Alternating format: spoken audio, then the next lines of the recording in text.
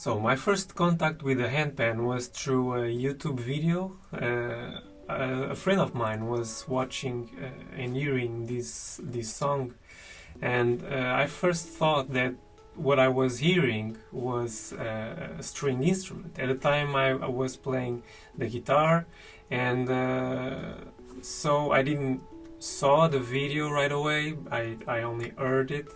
So yeah, I thought it was a string instrument, and by the time I looked and saw that it was a percussive instrument, I just fell in love with the sound and the all the aspects of this instrument that is the handpan.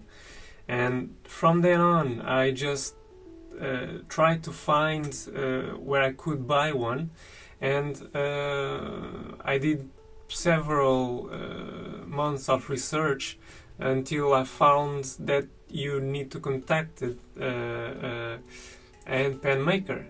And yeah, I looked in stores and stuff, and I couldn't see where the instrument was for sale and how you could get one, but I finally figured out that you needed to contact the maker at the time.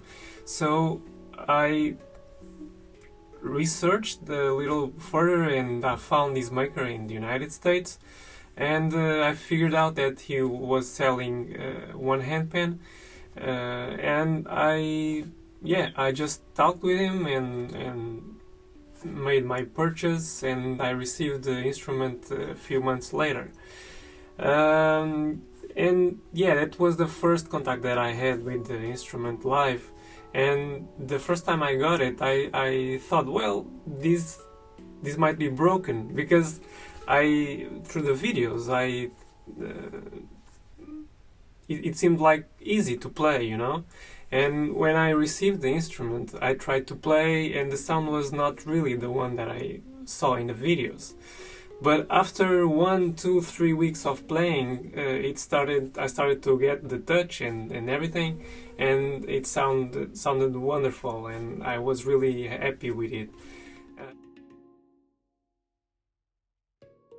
I wanted to have a different scale, and but as I was 22 years old and I was just starting my income live, I didn't have the money to buy another one.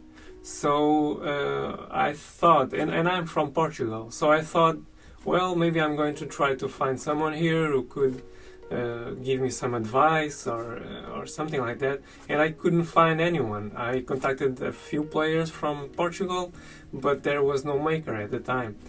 And I thought, well, I might just try to build my own handpan. A lot of people by the time just talked me off of these ideas, saying that it would be really hard. I didn't have any experience working with metal or any kind of handcraft actually. And but yeah, I just thought for myself, yeah, I'm going to do this, and I did it. I was lucky as well, because I had a friend at the time that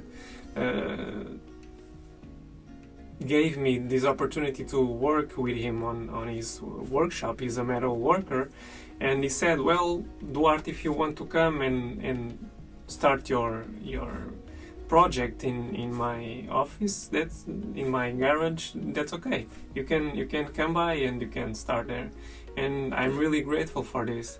And that's how I started my journey. I just did a lot of research, and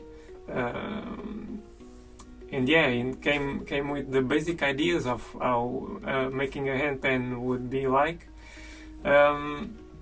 And seeing now, I wasn't really that much prepared, because a lot of things happened in the meanwhile. And till this date, everything that I learned by trial and error. I never saw anyone working or any other making, building their own handpans. So yeah, everything was through trial and error. And yes, that's how things came true. This was the time that I started working with a handpan. I took 3 months to make the first prototype. and at the time it sounded wonderful, but now looking back, it sounded a little bit crappy. But anyways, at the time I was really happy with it, and I started to improve as I went along. In the meanwhile, at around 2016, I went for the first rental of a warehouse to build, at the time, the Alma Handpans, that nowadays are the Dugimago. And the first time I rented a space just for this specific project, it was in 2016.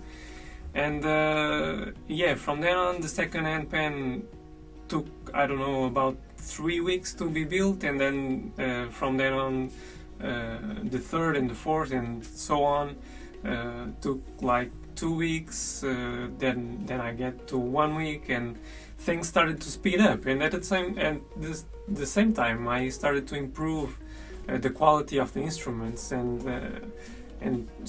I started experimenting with different materials. I started with normalized steel, that's steel without any kind of treatment.